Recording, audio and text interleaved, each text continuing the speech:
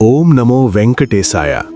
మిత్రమా, మన ఛానల్లో తిరుమల రహస్యాల సిరీస్ చూసిన తర్వాత ఒక మిత్రుడు, మీరు చెప్పేవి నిజం కాదు, నేను చెప్పిన ప్రతీదీ ఫేక్ అని కామెంట్ చేశారు. నిజమే, సైన్స్కి ప్రతీదీ ప్రూఫ్ కావాలి. కానీ ఆధ్యాత్మికతలో సైన్స్కు కూడా అందని అద్భుతాలు ఎన్నో ఉన్నాయి.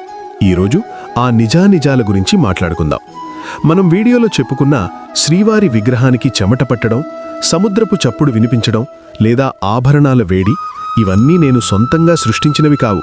ఇవి శ్రీ వెంకటాచల ఇతిహాసం వంటి ప్రాచీన గ్రంథాలలో, అలాగే కొన్ని వందల ఏండ్లుగా ఆ స్వామికి కైంకర్యాలు చేస్తున్న ప్రధాన అర్చకులు తమ అనుభవాల ద్వారా పంచుకున్న పరమసత్యాలు.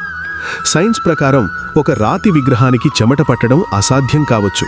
కానీ తిరుమలలో గర్భాలయంలో జరిగే విశేషాలను ప్రత్యక్షంగా చూసే అర్చకులు అది జరుగుతుందని సాక్ష్యం చెబుతున్నారు.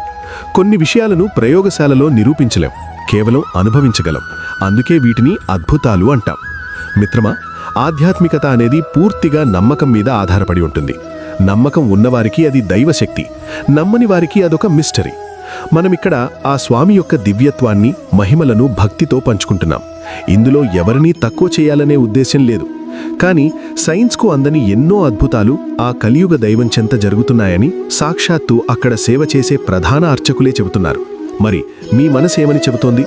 మనం చెప్పుకుంటున్న ఈ విషయాలు ఆ స్వామివారిపై ఉన్న అచంచలమైన నమ్మకం అని మీరు భావిస్తున్నారా, లేక ఇవి కేవలం నా కల్పిత కథలు అని అనుకుంటున్నారా?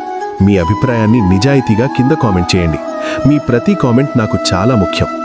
వచ్చే భాగంలో శ్రీవారి వంటశాల రహస్యాల గురించి తెలుసుకుందాం.